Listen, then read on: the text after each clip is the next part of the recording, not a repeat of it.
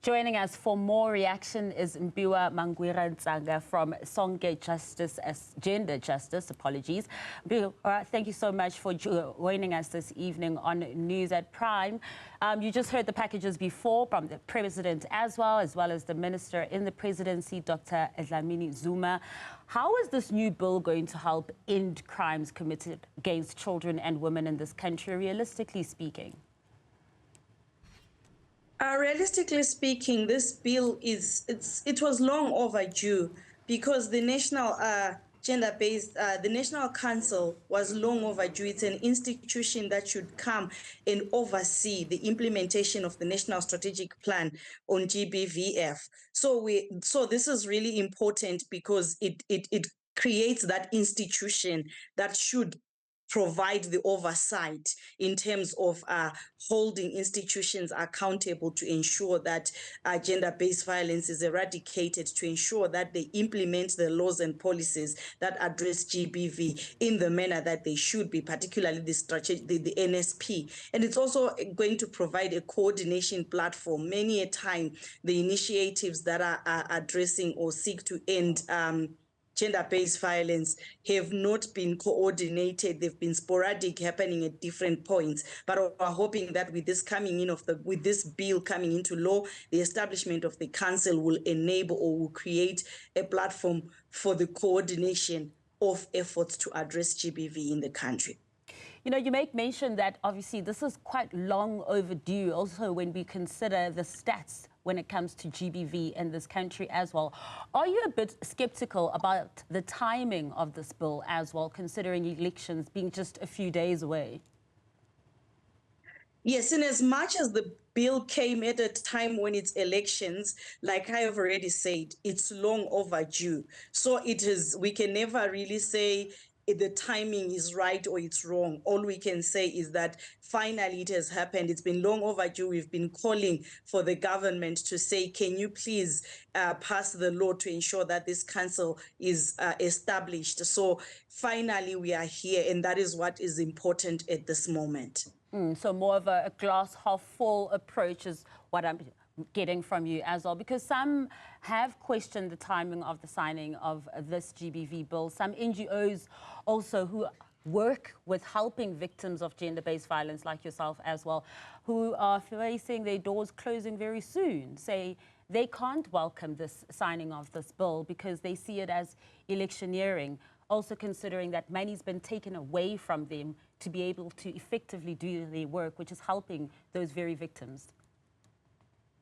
I mean, certainly this could be argued that there is a point to be made in terms of this is election time, and this bill, we've been calling for it for a while now. The NSP came into existence, that is in 2020. We've been talking about when will we get the council established. So there is a place to make that argument. But all I'm saying at this point is, in as much as there's a place to make that argument, what we can say is finally it has been done. And we look forward to the council being established so that it can then start doing the work that it needs to do. But yes, there is a place for that argument, certainly. I mean, Amnesty International South Africa also welcomed the bill, but said that the proof would be in the implementation. Would you agree with that as well? Yes, certainly I agree with that, that we can only see the effectiveness of the bill when it is implementation time. It will depend on how it's implemented. It will even depend on who sits on that council and how they implement the mandate that they are supposed to carry. So definitely, because we know we are a country that is often hailed for having so many progressive laws in place, but in spite of those progressive laws, we are battling with implementation. So we are not only going to just celebrate and say because the bill has finally come into law, then we are celebrating. No, there is still the issue of the implementation, which is where our hurdle mostly is. So we wait to see that. Certainly, that is something that we wait to see, and we can only tell when we see how the implementation is going, or when the time comes for us to assess the implementation. And implementation mode seems to be not in the so near future because there's still a process that needs to take place. Parliament still needs to appoint that 13 board member, hold those interviews as well in case there are any concerns about them as well. There could be a back and forth. So realistically speaking, for a victim who's watching this program right now at home, who's living perhaps with an abusive partner, the good news is not quite immediate.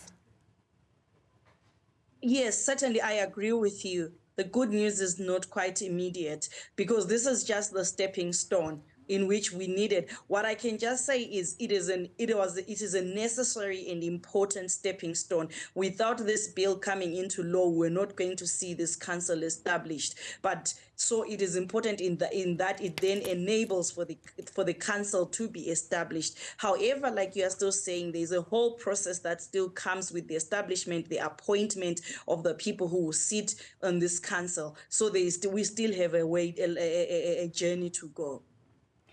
Looking at our criminal justice system, Mpiwa, do you think that just signing these bills into law and perhaps also, yes, of course, appointing the board members and this council, will that be sufficient when we're looking at a criminal justice system that for many too often a time doesn't actually favor victims and victims feel re-traumatized by the criminal justice system?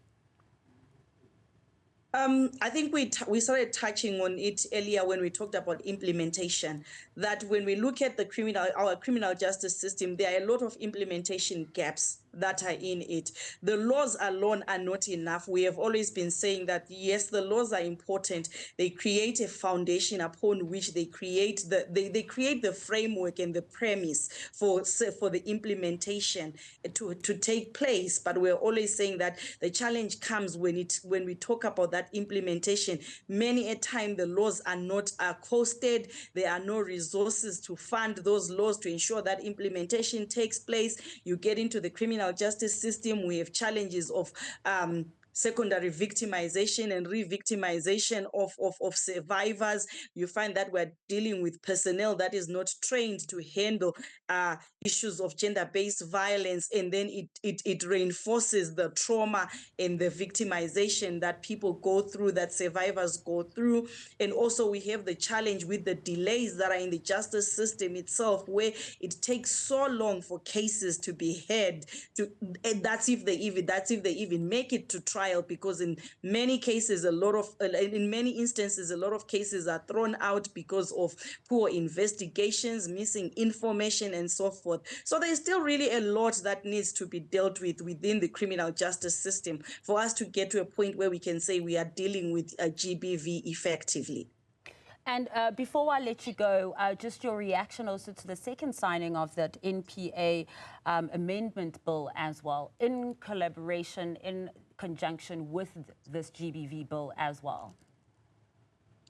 I think, like you say, it was an important step, although, like we are saying, that there's a point that can be made in terms of the timing of the signing. But what's important is that we are here where the signing has been done. That is important indeed. I like your glass half full approach at looking at this. And thank you so much for joining us this evening on a Friday night on News at Prime.